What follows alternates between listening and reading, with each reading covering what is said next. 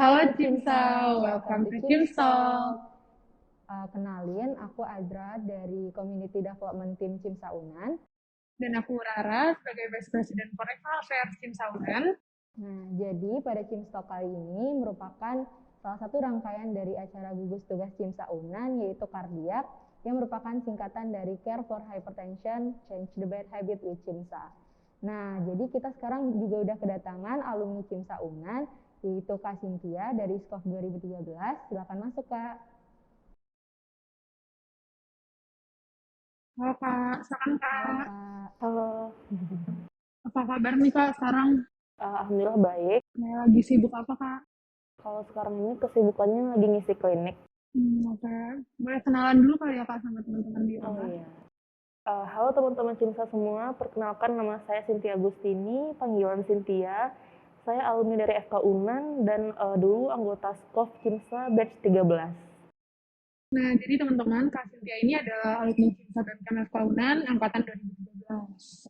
Silakan Azra. Nah, iya Kak, jadi pada Cimstalk kali ini kita judulnya itu adalah More to Know About Hypertension, Change the Silent Killer, Kak. Jadi kita bakalan bincang-bincang tentang hipertensi nih, Kak.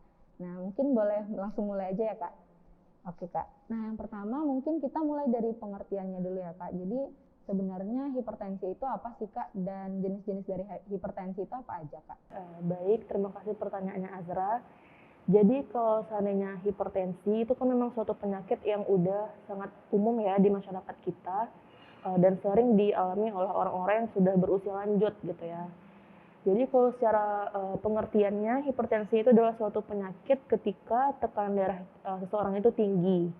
Nah, kapan dikatakan tekanan darah itu tinggi? Itu ketika pengecekan tensinya itu sekitar 140/8/90. Nah, itu kita bisa katakan dia sudah termasuk hipertensi. Nah, itu kan ada ini ya, ada dua tekanan ya yang kita baca ya, ada yang 140-nya sama 90-nya. Nah, 140 itu artinya adalah tekanan darah sistolik, artinya itu adalah masa saat darah di diedarkan ke seluruh tubuh oleh ventrikel atau bilik. Sedangkan yang 80-nya itu adalah tekanan darah diastolik, itu artinya ketika pengisian bilik oleh jantung. Nah, itu maksud dari 140/80 itu. Kemudian tadi juga ditanya tentang jenisnya ya. Jadi sebenarnya kalau jenis hipertensi itu berdasarkan penyebabnya itu dibagi atas dua. Ada yang jenis yang primer atau esensial sama jenis yang sekunder. Nah, bedanya apa? Kalau primer itu artinya dia tidak diketahui penyebabnya apa. Penyebabnya tidak diketahui, tiba-tiba seseorang itu mengalami tensi yang tinggi. Sedangkan yang sekunder itu diketahui penyebabnya. Ada penyakit dasarnya kenapa dia bisa hipertensi. Misalnya dia sakit hipertiroid, atau dia mengalami tumor pada kelenjar adrenal, atau dia mengalami suatu gangguan pada ginjalnya. Akibatnya terjadilah penyakit hipertensi. Dan dari dua jenis ini yang paling banyak itu persentasenya adalah yang primer. 95% dari penderita hipertensi itu jenis yang primer, yang nggak tahu penyebabnya apa. Sedangkan yang 5%-nya itu adalah yang sekunder. Oh iya. Nah, jadi gitu ya Kak, gitu ya teman-teman, kita udah tahu bahwa pengertian dari hipertensi itu adalah keadaan ketika seseorang itu tekanan darahnya lebih tinggi daripada normalnya ya Kak. Oh ya, mungkin selanjutnya boleh Kak. Iya, jadi tadi udah pengertian ya Kak dan jenis-jenis juga. Mungkin boleh dijelasin nggak Kak, gimana sih proses bisa terjadinya hipertensi itu gitu Kak? Proses kenapa seseorang bisa kena Iya, betul hipertensi Kak. gitu ya. Berdasarkan kita balik lagi ya ke penyebabnya tadi, ada yang primer yang nggak tahu penyebabnya apa, sama ada yang sekunder. Kalau yang sekunder tentu udah pasti ada penyakitnya gitu ya, ada penyakitnya. Misalnya kayak tumor ginjal, tumor kelenjar adrenal maksud kakak, itu kan suatu organ yang menghasilkan hormon aldosteron. Jadi aldosteron inilah nanti yang akan menyebabkan hipertensi kalau dia terlalu berlebihan gitu. Sedangkan kalau yang hipertiroid tentu karena hormon tiroidnya, hormon metabolisme yang menyebabkan nanti jantung ini jadi meningkat kontraksinya, tensi juga meningkat kayak gitu. Sedangkan kalau untuk yang jenis seperti yang primer yang nggak tahu penyebabnya apa, itu sudah diduga itu adanya interaksi multifaktorial antara genetik, gaya hidup yang nggak benar, misalnya pola makannya nggak bagus, aktivitas fisiknya kurang, kebiasaan-kebiasaan buruk dalam hidupnya seperti merokok, kayak gitu kan, minum alkohol. Nah, itu ketika sudah berinteraksi, faktor-faktor tersebut nanti lama-kelamaan bisa memicu hipertensi gitu.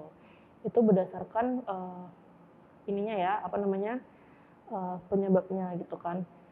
Dan kalau seandainya secara patogenesisnya gitu ya, jadi kenapa tensi kita itu tinggi, itu kan artinya ketika jantung memumpahkan darah ke seluruh tubuh, itu bisa dibilang kuat tekanannya kan, kuat dorongannya, dan itu dipengaruhi oleh baik itu pembuluh darah kita maupun pada volume cairan di tubuh kita.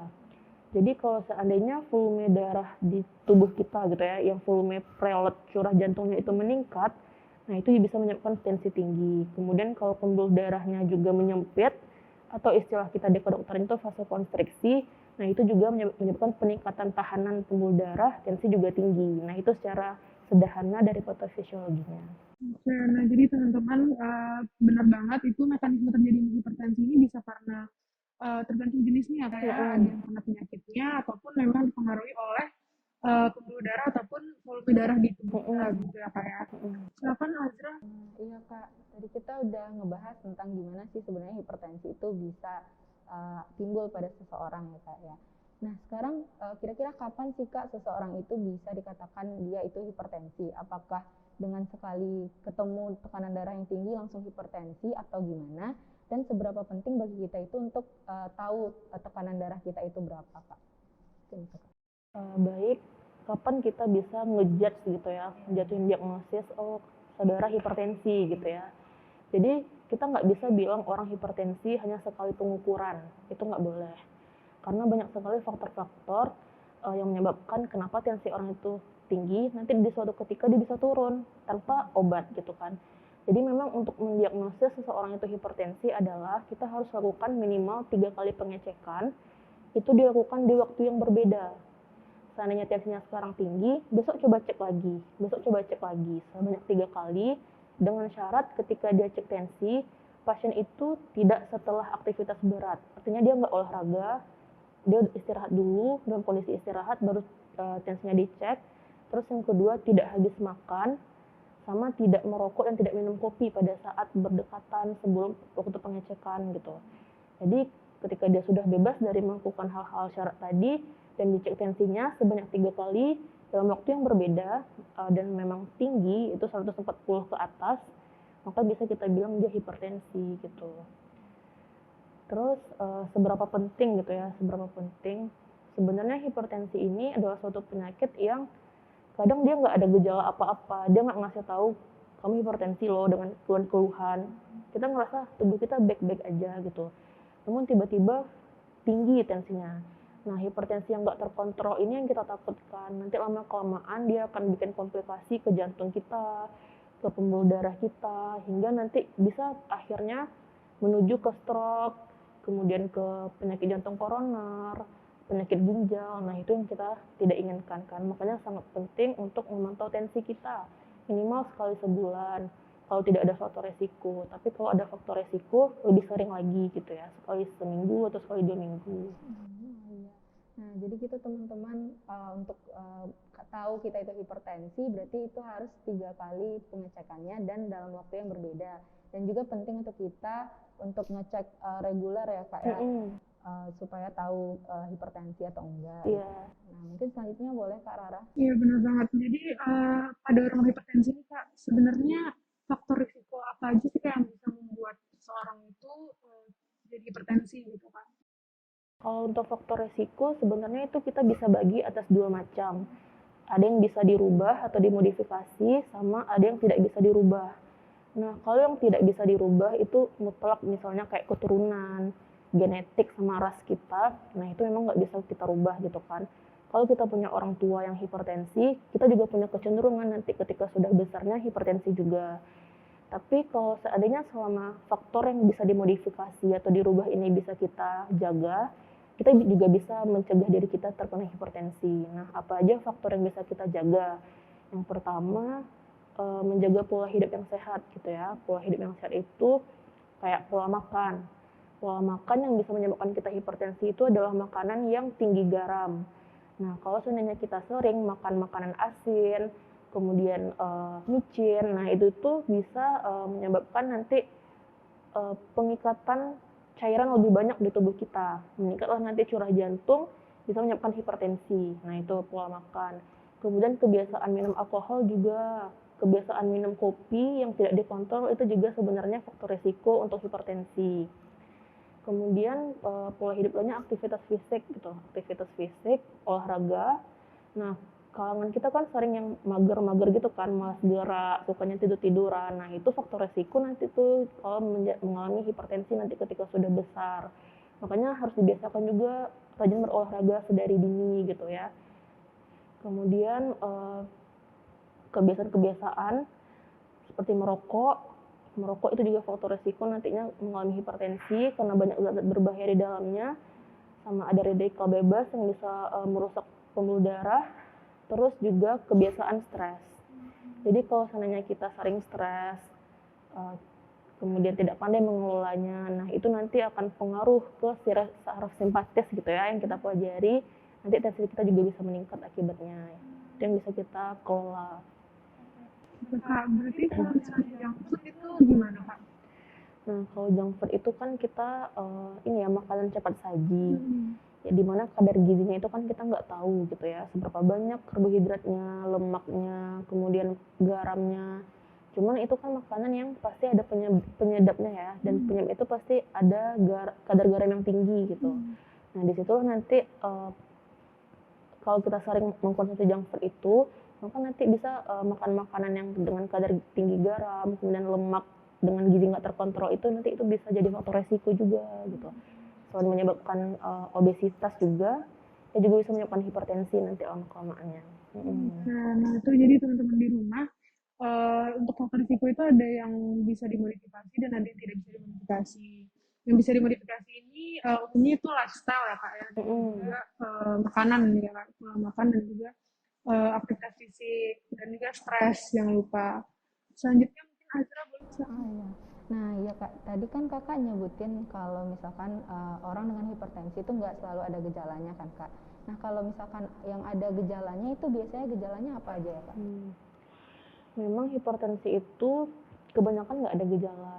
Cuman kalau bergejala biasanya penderitanya mengalami sakit kepala, pusing, kemudian kaku pada bagian kuduk, bagian belakang leher itu bisa berat, kemudian ada yang nyeri dada, mual muntah, terus juga ada yang mimisan. Nah, itu mimisan. Nah, itu kita bisa curiga dia mengalami hipertensi. Tapi kalau seandainya ada keluhan itu, tensi normal, kita bisa pikirkan penyebab lainnya. Oh iya, jadi gitu ya teman-teman, karena kebanyakan dari orang-orang dengan hipertensi ini nggak bergejala, jadi kita tuh penting untuk cek tensi kita secara rutin.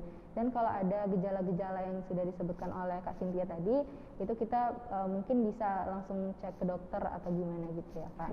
Ya, selanjutnya silakan Kak Rara. benar banget nih. Jadi gejala-gejala tadi tuh menimbulkan ini Kak, ada pandangan di masyarakat, ada beberapa yang menyebutkan bahwa hipertensi ini adalah the silent killer gitu Kak.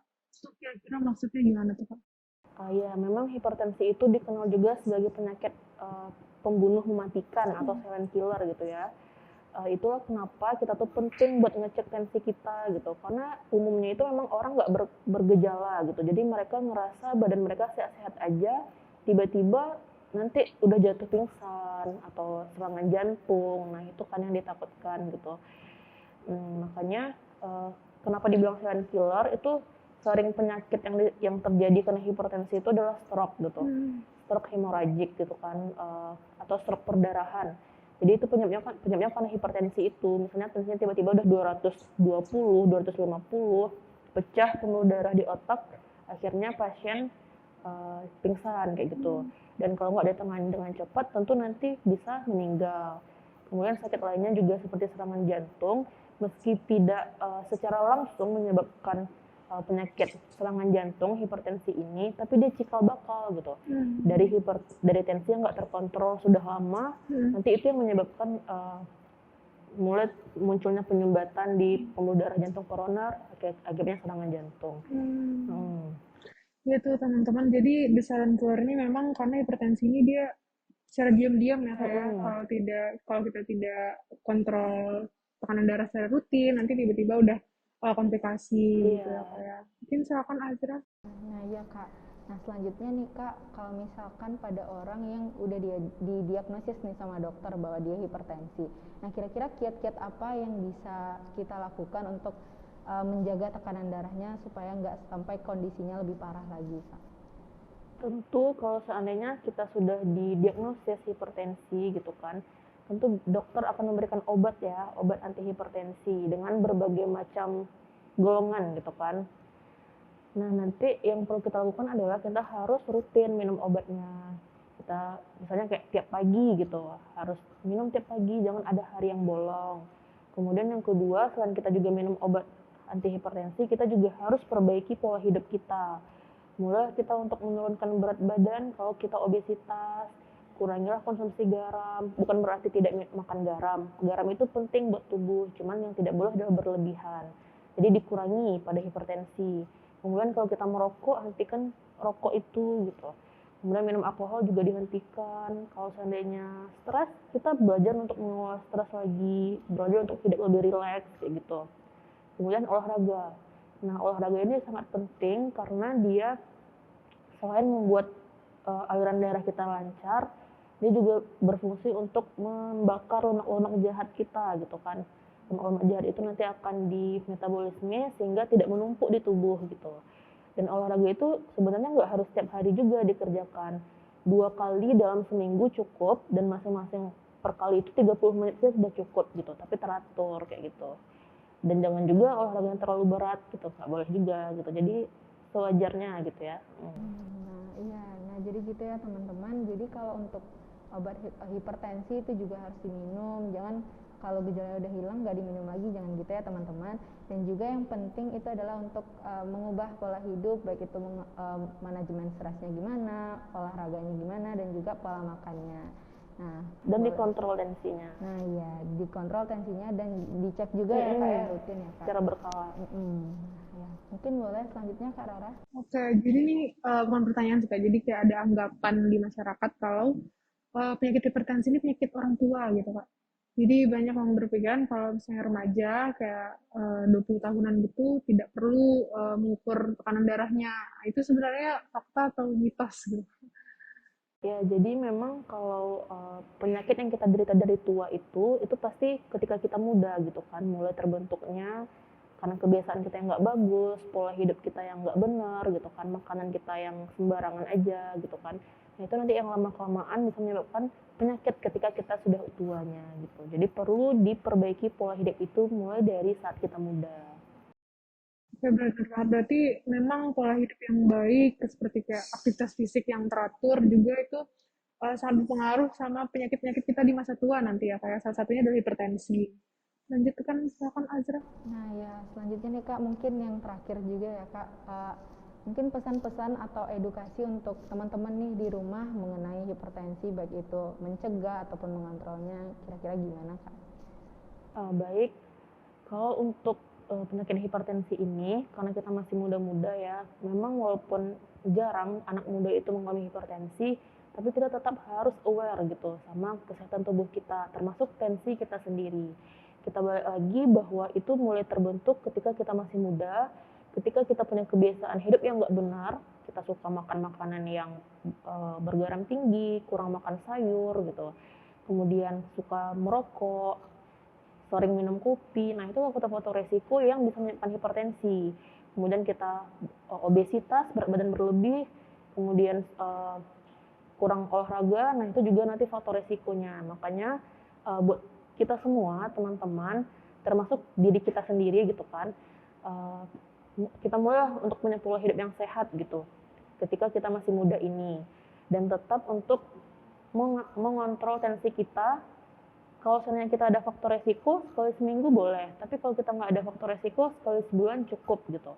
Yang penting kita tahu gitu, kita ini punya tensinya berapa gitu. Jadi tetap dikontrol gitu ya. Oke, sekian. Nah, iya benar banget nih teman-teman, karena kita masih punya kesempatan juga ya Kak untuk merubah gaya hidup mumpung kita masih muda. Soalnya nanti efeknya kan di masa depan kita sering nggak sadar bahwa efeknya itu berdampak kurang bagus ya Kak bagi masa depan kita. Nah teman-teman, kita udah sampai nih di penghujung Cimstalk kita pada kali ini. Semoga informasi yang diberikan sama Kak Cynthia bisa menambah pengetahuan kita dan juga meningkatkan kewaspadaan kita akan hipertensi ini ya Kak. Nah mungkin sekian teman-teman. Sampai jumpa di Cimstalk selanjutnya. Terima kasih ya Kak. Dadah. Dadah.